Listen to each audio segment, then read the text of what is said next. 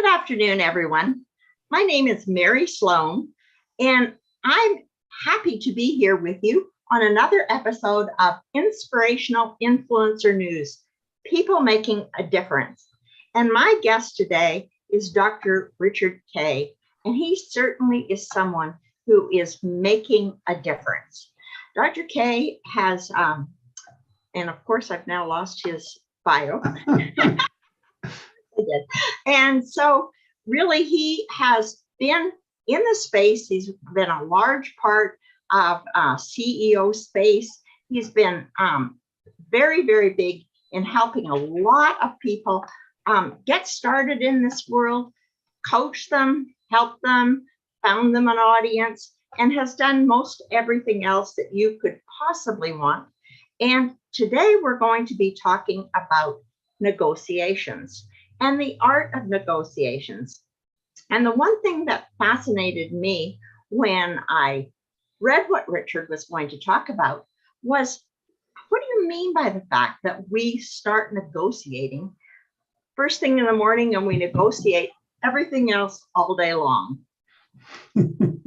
So, Mary and everyone listening, I assert that every day, the first negotiation you have is when you awaken. When you get up, whether you get up because you have a lifestyle, you get up when you're done sleeping, or you get up to an alarm clock. First thing is, am I staying in bed, or am I going to get out of here and go have a day? That's a negotiation. Most people, Mary, perceive the negotiation as about one thing, and that's money. Money can be way down on the totem pole with negotiation.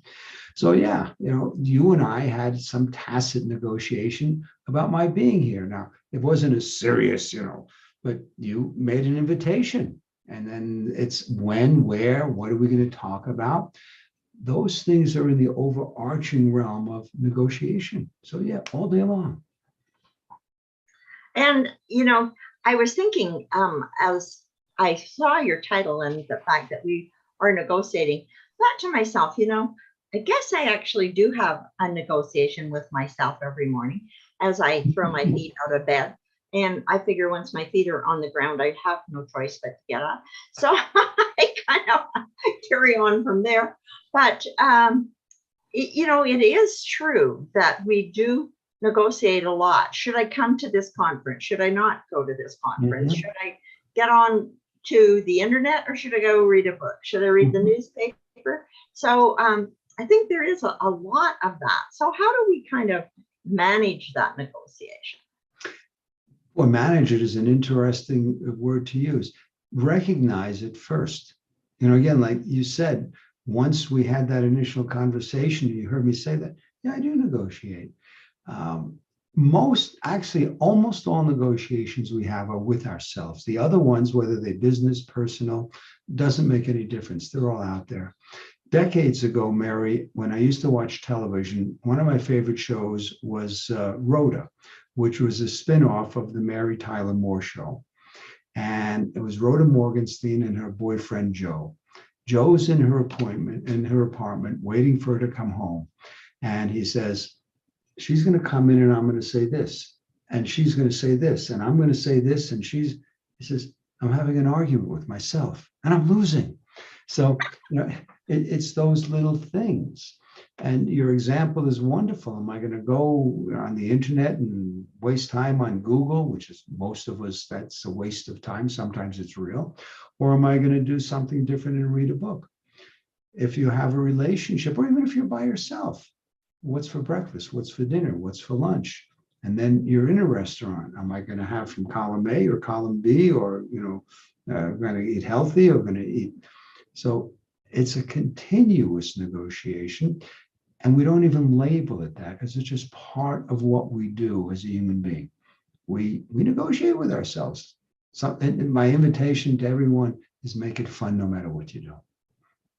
Well, I think it's really an interesting way to look at how we live our lives, because when I think of it as a negotiation, I can see it as much more mindful.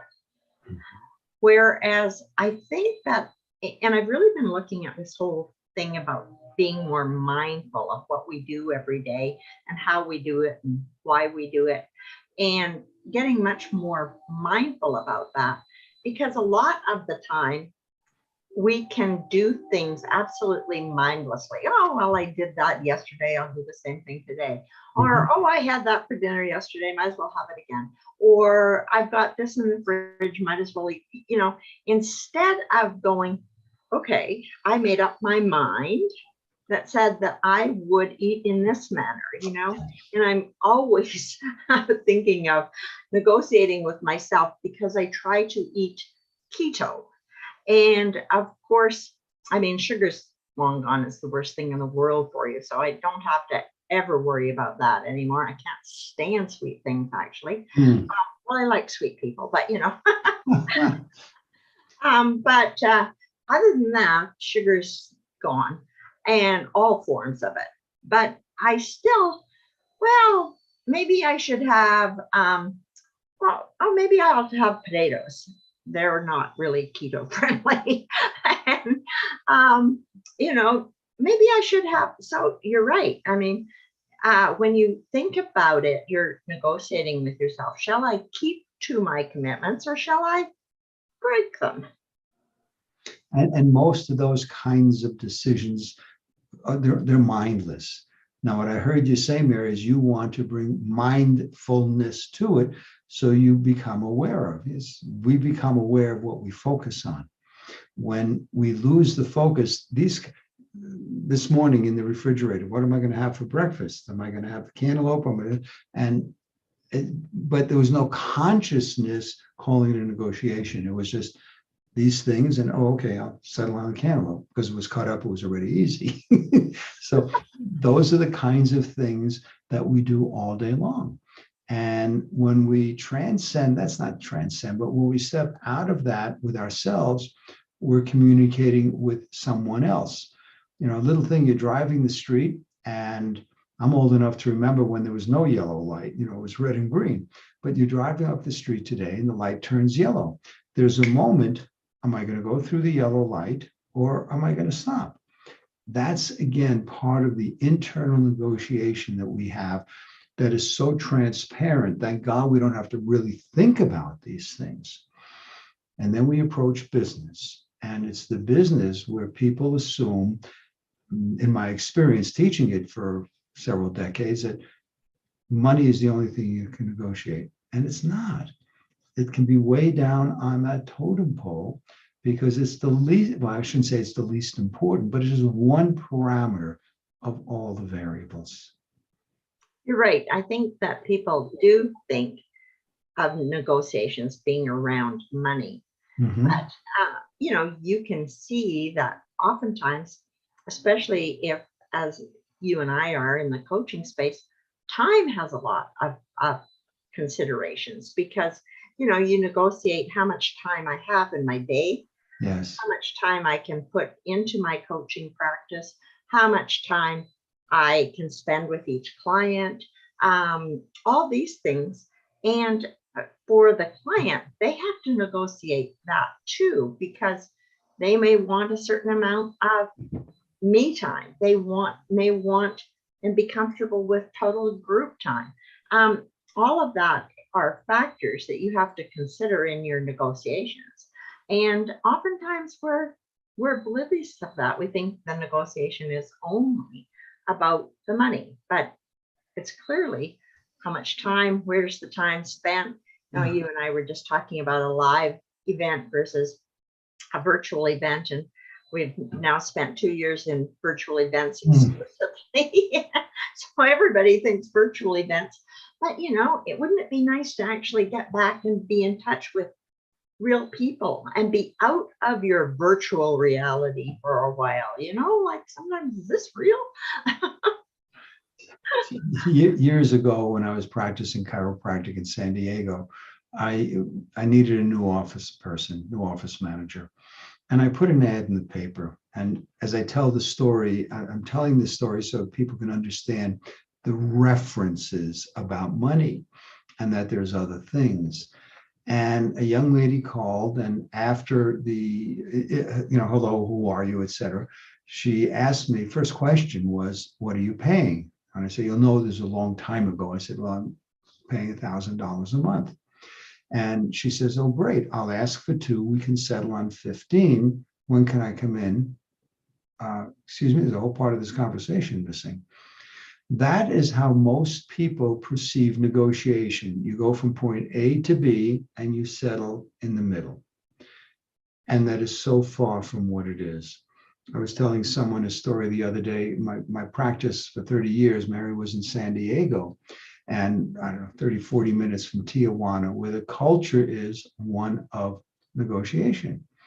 So the woman I was married to at the time, we went down to Tijuana and we saw this gorgeous wrought iron plant holder, which we knew exactly where it would go in the kitchen. And the guy said $20. Well, the culture in Tijuana is you offer half. So I said 10. Now I'm telling you this story very poignantly so that you remember, always keep sight of your desired outcome. That must be top of mind awareness, which is easy for me. So 19, 11, we get down to 15 and 15 and a quarter, 15 and 15, and we're going back and forth, 15 and 15 and a quarter. Finally, Arlene says, give him the frickin' quarter and let's go home. I got so caught up in the game of the negotiation. Would I given him $20 for it? In a heartbeat. But it was the game. I had lost sight. So I gave him the extra quarter and we left. Ladies and gentlemen, the point here is, what's your desired outcome? My desired outcome is I had to win. I was a lot younger and that was the game. And you need to know that if you have to win, you've already lost the negotiation. You've already lost if you must have whatever it is. So just be aware. What's your outcome? What do you want? I wanted the plant holder. I didn't care about the money, $20, who cares? So. Well, and I liked what you said, and I'd like you to say more about it. Because if you lose sight of why you're negotiating or what's in it for you, you've already lost. Mm-hmm. Can you say more about that? Yeah, because then it becomes the ego, and I got to be right. And I assert you can be right, or you can have the contract, you can have the deal, the business, you can be right, or you can have the relationship. Imagine people in any kind of relationship. We got to go out for Italian tonight. No, I want a hamburger. Got to be it. What does that solve? What does that solve? So you're married, you understand. I don't even call it a concession. In my worldview, in my relationship, I'd rather my fiance be happy than me be right. The payoffs are much better, and sometimes she'll say, it happened the other day, and I mentioned cantaloupe. We went out and bought a cantaloupe, and it was sitting on the kitchen counter. And as we were unpacking groceries, I asked Angel, honey, do you like this room temperature or refrigerator? She says, room temperature. I said, okay, leave it out. She says, how do you like it? I said, well, as of this moment, I like it room temperature. Doesn't matter. Now, we ultimately cut it and we put some in the refrigerator and some on the counter. Is it that important? What is important is the relationship. And I don't just mean the personal relationship, the business relationship. What is really important? When you're negotiating, and let's talk business, or let's talk relationship, and someone says, wow, she's a great negotiator. Well, you may have won that deal, but would that person ever want to do business with you again because you're so good? No, if they feel they got screwed or burnt, they don't want to do it again. So you came away and you won. What did you win? Doesn't make a difference. So does that answer that question, Mary? Yeah, I think so. And would you say that there's a possibility of negotiating for a win-win? I'm going to take it even further than that. Most people, and again, I've been teaching this for a long time, and when I ask people, most people in my experience feel negotiation is I win, you lose. I used to teach what I call level 2 of negotiations, called win-win. I win and you win. So for example, it wasn't Solomon, but we did cut the cantaloupe in half, okay? And then there's level 3 negotiation. I win, you win, and our cohort wins. What if we take that another level to level 4? I win, you win, our cohort wins, and humanity wins. What if everything we did in our life served a higher service, served humanity? So when you step into that, it makes things a lot easier because you're no longer coming from a place of scarcity, you're coming from a place of abundance. How can we serve more and more people? And that, for example, that's what this, in my perspective, this interview is about. How can we serve people? And by the way, if you just came in, we didn't say, but we got some wonderful things to give away to you later on that'll help you improve the quality of your life. When you're in service, and it doesn't mean give away the farm, doesn't mean sacrifice, it means be reasonable. And how do you do that? Step over to the other person's side. What is it that they want? Well, how do you find out? You ask them. You ask them. Concept, ask somebody. What a thought. Let's find out what they need. And Mary, I'm going to give you a real life example that happened 2 days ago.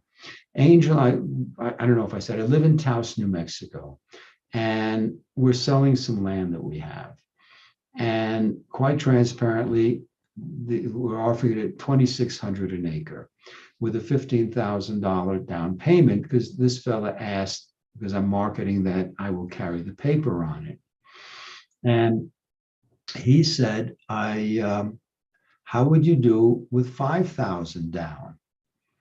And I'm thinking about it, he says, and I'll tell you what if I give you $3,000 an acre and 3 more points on the interest? So he got what he wanted. He saved $10,000 on the down payment. So now I have 5, but I have a higher interest rate and a higher total package rate. So everybody wins. He's got money coming in, so he didn't have the $15,000 to put down now. That took about 90 seconds, maybe 2 minutes to have that kind of conversation. So he found out what I wanted, I found out what he wanted, and he's happy and I'm happy. Well, and that's a pretty sophisticated conversation because for a lot of people, they wouldn't understand the math and the calculation of the interest and how, extra interest on extra money can really result in a much better result for you. So congratulations, because that's a sophisticated conversation. And not one everyone would understand. But I was thinking, how do you have a conversation? Let's say that you're trying to negotiate the sale of a course that you offer. And you've got a price on your course and you've got some way that you want it done. And there's some terms that you normally offer to people. How much negotiation would you do on that? That's an outstanding question because my course is The Secrets of Empowering Negotiation. And one of the things I teach there is you must be okay with someone saying no to whatever your counteroffer is. So I'm going to tell you 2 stories here that will hopefully anchor that. Years ago, I was buying a car. And ladies and gentlemen, you've bought a car. You know what it's like. You sit down and the salesperson shows you the price. You make a counteroffer and she goes into the financial manager's office. They're not talking about the negotiation on the car. They're talking about golf or bridge, the family's going to get together. They already know what they're going to sell the car for. They know the minimum. So I'm in Anna's office and she, sorry, I got messages popping up here. Let me turn that off. Another message, I get it. Yeah. And so Anna shows me the paper. And I made a counter offer and she says, let me go talk to Jim, the finance manager. Well, I followed Anna into the finance manager's office and I said, Jim, listen, I'm not going to play this game. This is what I am willing to pay for the car. Do we have a deal or not? And he just kind of like he was looking for help. It's okay. everything in life is negotiable. So that's one example. I said, I'll tell you two. I'll tell you one more in a moment. Everything in life is negotiable. Now, my offer was very reasonable. It wasn't saying I'll give you $150 for, a $30,000 car, right? When the reason I needed a car is I had a Jeep Grand Cherokee that had died. And before that, it needed some work, a couple of $1,000s worth of work. And the guy handed me the bill, and I said, whatever I said, I was offering him less. And he said, no, that's what the bill is. I said, okay, I handed him my credit card. So you must be willing to accept no as a counter offer. And by the way, I've said it several times, everything's negotiable. In the days when I used to teach on live stages, and I'm looking forward to doing those again, when I used to wear suits, I've negotiated in Nordstrom's. I've negotiated in Best Buy. When you understand that, and I say this lightly and in humor, it's a game. Someone can always say no. You have to accept that as an answer. Yeah, and I think that is the hardest thing for people to appreciate. That no is a valid answer. And Yes. no doesn't mean no forever. It means no for now. Correct. Timing's not right. Doesn't feel like the right thing. Not the big need for it right now. You don't know what's going on in their life. You don't Their know life. who Yes. they, what's happening in their life. And because you can't know that, no may be the right answer at this time.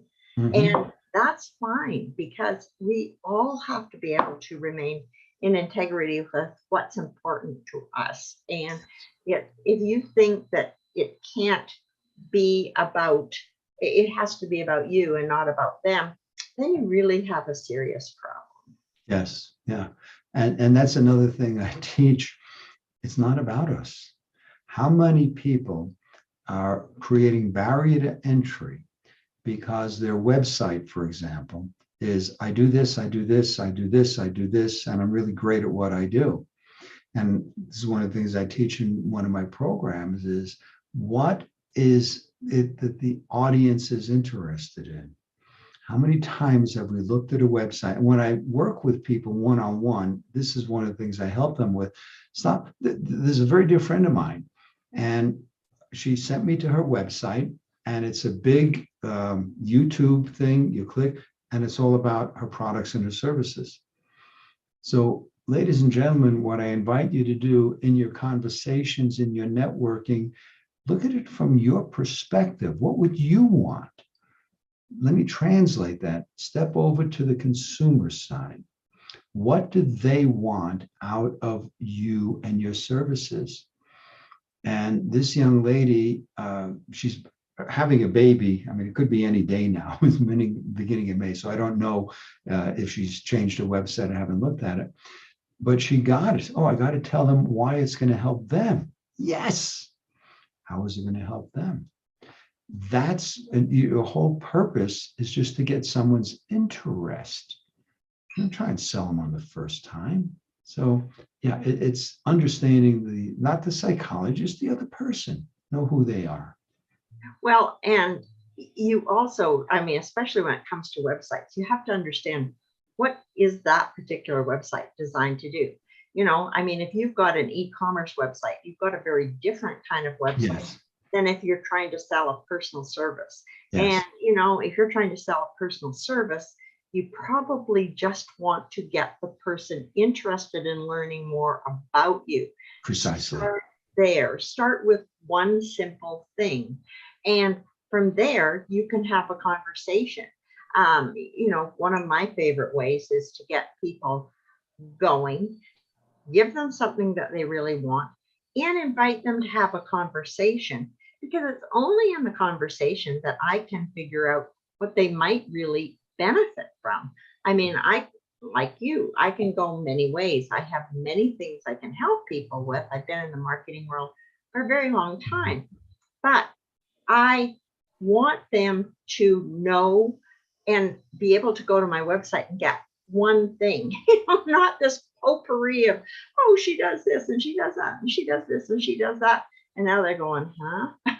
What? Right. Yeah, no, you're right, Mary. That's what happens in the conversation.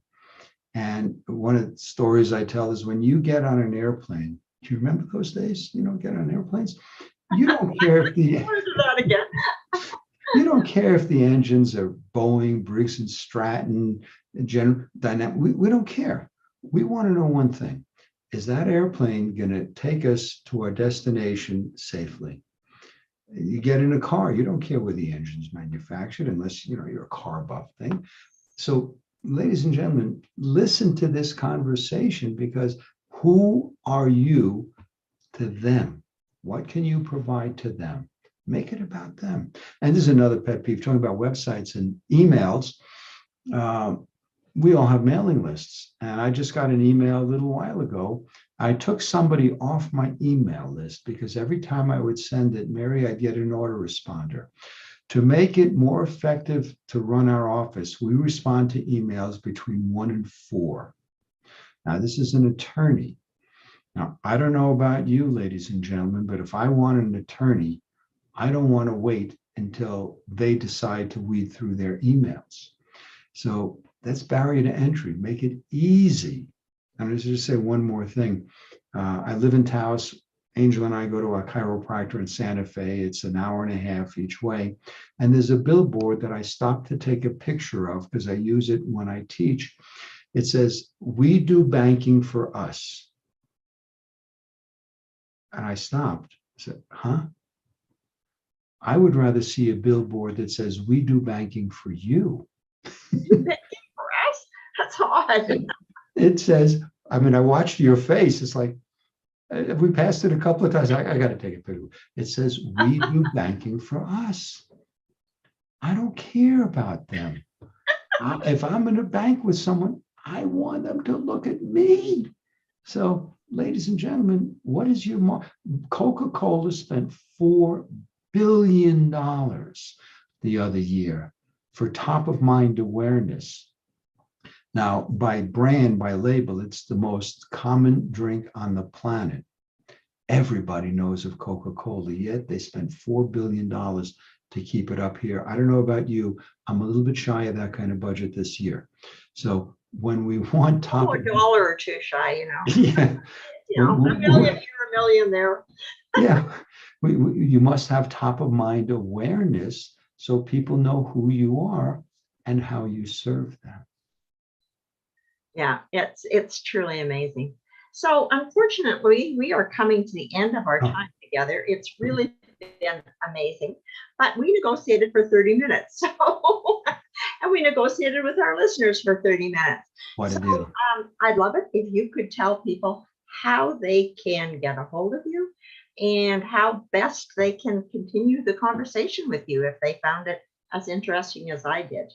Hey, I hope you found it interesting. Anyway, so yeah, I'll give you an email address and stuff. And I want to give everyone here a gift. Mary, we talked about obviously negotiation, and I'm going to give your viewers a free gift, a PDF download. There's no credit card. You can't go in. We're going to charge it later on. The email address is richardkaye.com, RICHARDKAYE.com/5 FIVE-tips, richardkaye.com/5 tips.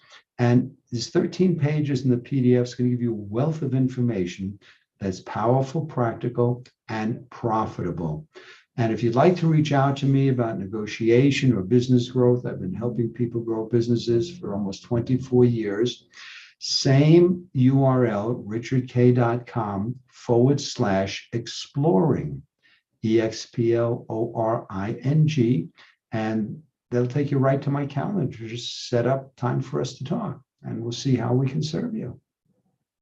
Sounds great. So there's richardkaye.com/5 spelled out FIVE-tips, TIPS, or richardkaye.com/exploring, and you'll get to talk to the man himself. Thank you, Mary. Thank you. Have a great day. Take care. Bye-bye.